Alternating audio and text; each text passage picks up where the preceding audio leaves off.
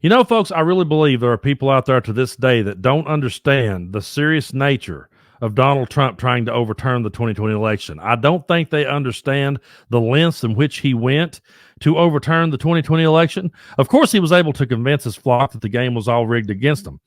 But there's a lot of people out there that are sitting back on the fence now, and they don't see the serious nature of it. They don't understand how everything happened because the mainstream media doesn't tell them about it.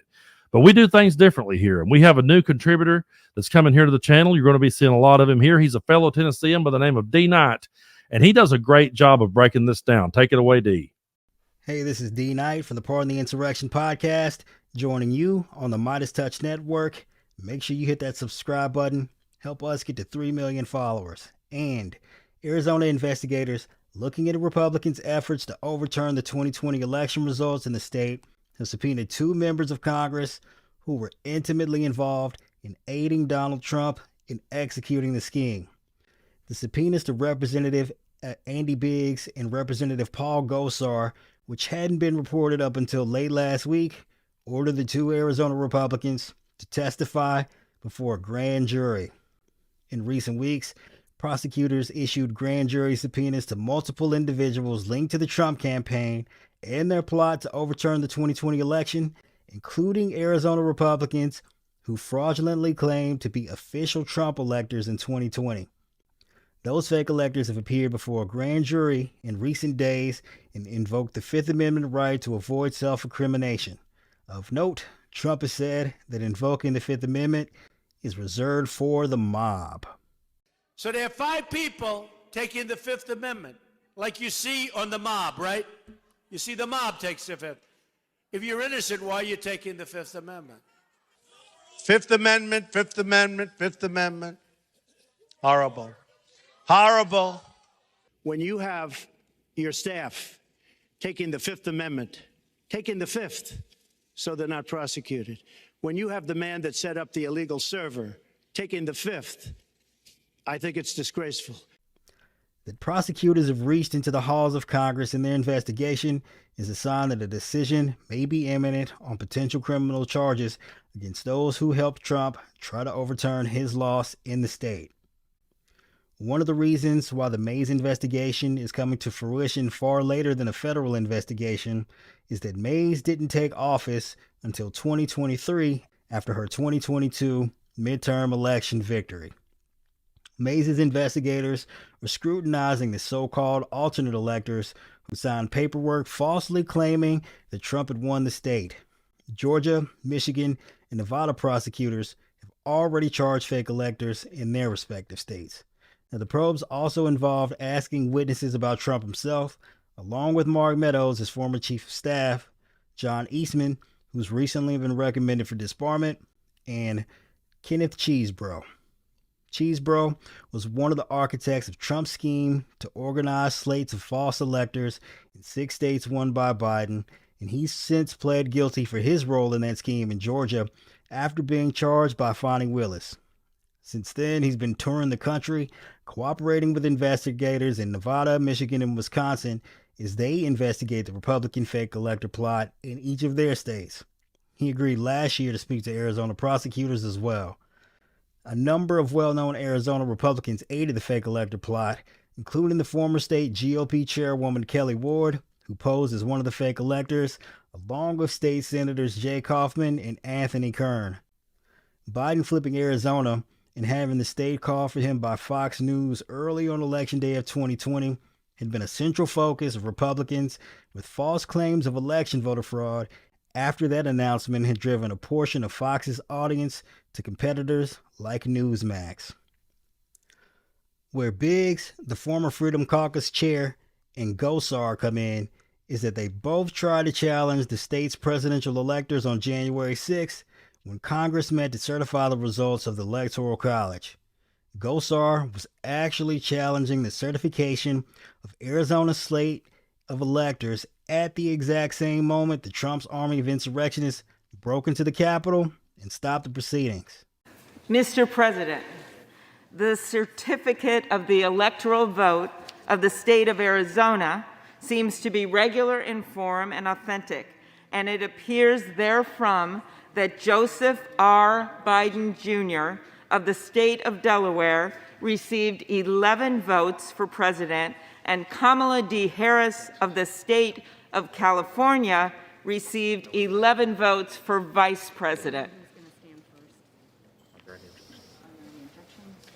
Are there any objections to counting the certificate of vote of the state of Arizona that the teller has verified appears to be regular in form and authentic? Mr. Vice President, I, Paul Gosar from Arizona. For what purpose does the gentleman from Arizona rise? I rise up for myself and 60 of my colleagues to object to the counting of the electoral ballots from Arizona. Is the objection in writing and signed by a senator? Yes, it is. It is.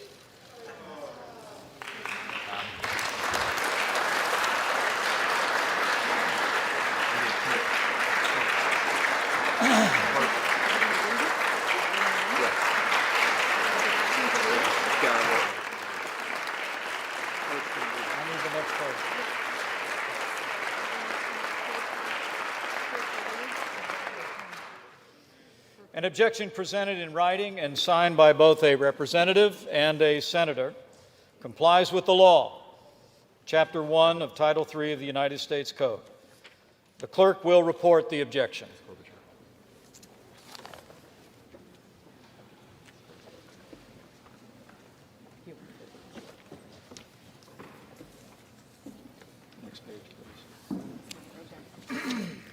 Objection to counting the electoral votes of the state of Arizona. We, a member of the House of Representatives and a United States Senator, object to the counting of the electoral votes of the state of Arizona on the ground that they were not, under all of the known circumstances, regularly given.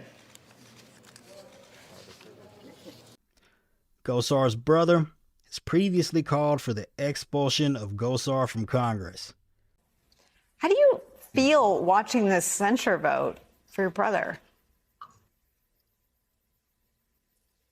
You know, it's almost surreal, but it's a process, Nicole, that we started quite a few years ago when we realized that we needed to step up and counter some of the dangerous, unhinged things that he was doing. So we came out in 2018 with the videos promoting and trying to help Dr. Brill unseat him. And we've moved forward with op-eds and with these type of appearances. So this has been an ongoing process. It's one that's disappointing that we're in this position. But I believe that it comes down to kind of a choice, and that is, do you support somebody that's reckless, that's dangerous, that's unhinged? Or do you step up and work for the soul of our country and promote our democracy and the future for our kids? And I think there is no choice given those two.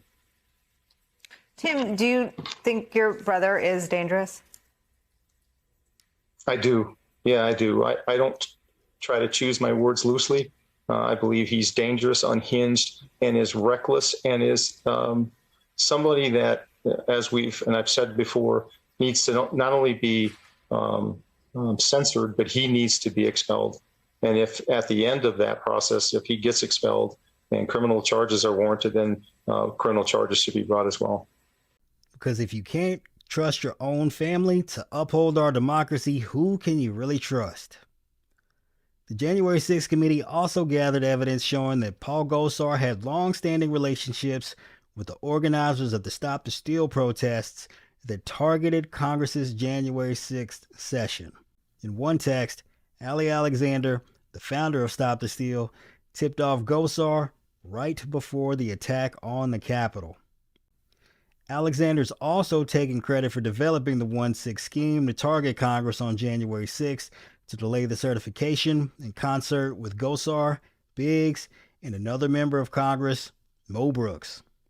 So I'm going to let you guys know how we're responding, because I was the person who came up with the January 6th idea with Congressman Gosar, Congressman Mo Brooks, and then Congressman Andy Biggs. We four schemed up of putting maximum pressure on Congress while they were voting so that who we couldn't lobby, we could change the hearts and the minds of Republicans who were in that body hearing our loud roar from outside. When Gosar was being asked about his communications with Alexander, he, of course, refused to comment. We'd like to talk to you. We haven't heard from you, sir. We tried calling the officer. What did you and Ali Alexander talk about? I wanted to ask about the direction of the Arizona Republican Party. Congressman, there's nothing.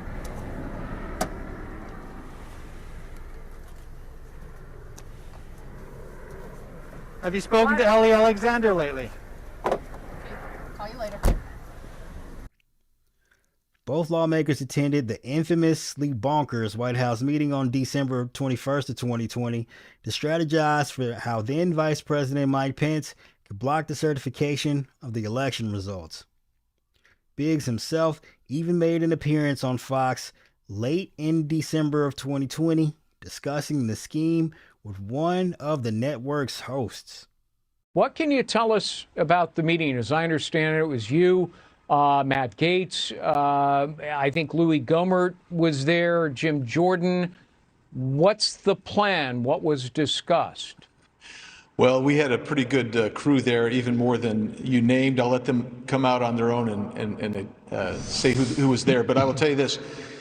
We discussed process. That's one of the key things here, because in 2017, when Maxine Waters tried to prevent Trump electors from being seated, she didn't do it right. But in 2005, when you actually had a contest, we saw how it was done and what was approved by the then sitting vice president and the way it worked. And so you have to understand the process. You have to also review the election issues, like you just iterated about Pennsylvania. You have to know what's going on in Arizona and Georgia and Nevada and Wisconsin and Michigan, and you need to find out what's going on and make sure you understand that. And I think that was the discussion at a high level. I would imagine President Trump was in on this meeting today and is on board. We had the pleasure of his company for a bit. That's correct. Any more details about what his attitude was? You know, President Trump is, he's a fighter. He knows that the country is actually at stake. He, like so many of us, believe that this election was stolen, and he wants to fight through it. There are literally 70 million people plus who think this was a stolen election. And President Trump wants to preserve this nation, and knows in order to do so, we have to preserve the institutions, the most important up front being the voting institution. So he's all in, I believe, and he's a fighter through and through. Text messages obtained by the January 6th committee show that Biggs notified Mark Meadows after Election Day in 2020 to push for state legislatures to illegally overrule the results in multiple states that Biden won. Biggs also told Meadows that Trump shouldn't concede the election before reportedly working with Arizona Republicans to advance their own fake elector plot. In March of 2024, Isabella Maria DeLuca, a social media influencer with well over 300,000 followers on Twitter, was arrested for her role in storming the Capitol. Having interned with Paul Gosar in the fall of 2022 and previously Lee Zeldin in April of 2021, she is the first insurrectionist to have been hired to work in Congress after the 1/6 attack. According to her tweets on January 14th of 2021, DeLuca stated, "I was there on January 6th. I have mixed feelings. People went to the Capitol building because that's our house, and that's where we go to take our grievances. People feel, as do I, that an election was stolen from them and it was allowed. But of course, typically if you feel as though someone's stolen your property, you go to law enforcement. You don't actually break into that person's house to try to steal your belongings back." On January 15th of 2021, in an Instagram message, DeLuca also suggested that the former president should declare martial law and overturn the election. This is only one of a number of instances in which people who support Trump have suggested the idea of invoking martial law.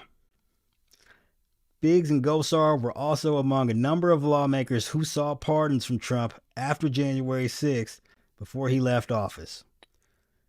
Typically, subpoenas to members of Congress in criminal investigations are rare, given that thanks to the speech or debate clause of the Constitution, members of Congress generally have protection from prosecution or subpoenas for any activities within the scope of their legislative activities and while doing official business. But Biggs and Gosar are not the first to be ensnared by investigations surrounding January 6th. In 2022, the FBI seized the phone of Representative Scott Perry as part of DOJ's investigation. An appeals court limited the scope of the communications that DOJ was able to access after a protracted legal battle, but it did end up protecting many of the communications with other lawmakers that were focused on their strategy surrounding the certification of Electoral College votes. Prosecutors did eventually obtain access to about 1,600 emails, including contacts with the Trump White House and the Trump campaign. Well, given these developments, one can only suppose that Arizona investigators are either doing their due diligence to follow every lead possible, or this might necessarily be the opportunity being offered to other individuals who might be considered co-conspirators and targets of the investigation to come in and cooperate. Stay tuned to the Midas Touch Network for more developments. Make sure you hit that subscribe button. Help us get to 3 million followers. And if you personally enjoyed this particular bit of content, you can find me on my own personal podcast, Pardon the Insurrection, available wherever podcasts are found. Hope you all have a wonderful rest of your day. Once again, I want to say thanks to my fellow Tennessean D Knight for coming on the channel and breaking things down for us. Folks, you can follow him at Pardon the Insurrection Podcast. You're going to be seeing a whole lot more of him here on the channel, so you guys be sure to tune back in.